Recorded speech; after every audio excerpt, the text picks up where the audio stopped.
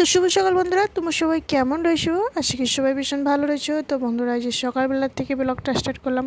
তো এদিকে আজকে দুপুরের ভোগ দেওয়ার জন্য কী রান্নাবান্না করলাম তোমাদেরকে দেখাবো, শেয়ার করবো। ভিডিওটির সাথে দেখো, অবশ্যই তোমাদের অনেক ভালোই লাগবো।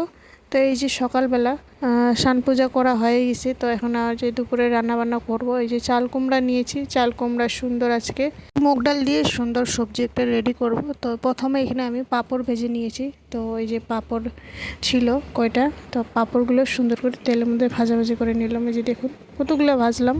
তো তার লগে এখানে আমি ডাল সেদ্ধ করে নিয়েছিলাম, একবারে কড়াইয়ের মধ্যে ডাল সেদ্ধ করে নিয়েছি। এখানে ডালের সম্বার দেওয়ার জন্য এটাকে পাঁচফোড়ন নিয়েছি, তারপর এখানে গাজর, কাঁচামরিচ নিয়েছি, শুকনো মরিচ শেষ হয়ে গেছিলো। তো লবণ, হলুদ, টমেটোর একটা কেটে দিলাম, তেজপাতা, সবগুলো দিয়ে ভালোভাবে একটু নাড়াচাড়া করে ভাজাভাজি করে গাজরটি, তারপর এখানে ডালের মধ্যে একটু পেঁপে আর ছোট ছোট করে মূলা একটু কেটে দিয়েছি, সুন্দর মূলা সেদ্ধ দিয়েছি ডালের মধ্যে।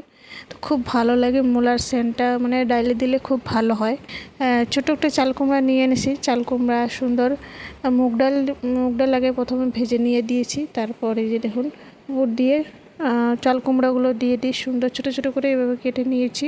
তো কালো সর্ষে শেষ হয়ে গেছিলো, সাদা সর্ষে সুন্দর করে বাটাবাটি করে দিয়ে দিই, খুব ভালো লাগে। তারপরে যে দেখুন সুন্দর নাড়াচাড়া করে ঢাকনা দিয়ে রেখে দিলাম 1 মিনিট মতো। তারপর হলুদ লবণ দিয়ে সুন্দর করে কাঁচা লঙ্কা দিলাম 3-4টা মতো, দিয়ে সুন্দর নাড়াচাড়া করে ছোটো একটা টমেটো কেটে দিই। তারপরে যে আজকে দুপুরের ভোগ রেডি, ভগবানকে ভোগ লাগিয়ে দিই। পাঁপড় ভাজি আর চাল কুমড়ার সবজি, ডাল আর চাটনি, আর একটু দুধ গরম করে রেখে দিয়েছিলাম, দুধ গরম দিয়ে দিই। তো বন্ধুরা, আজকে দুপুরের মেনু এটাই। তো বন্ধুরা, ভিডিওটি ভালো লাগলে অবশ্যই লাইক করে দিয়ে যাবেন।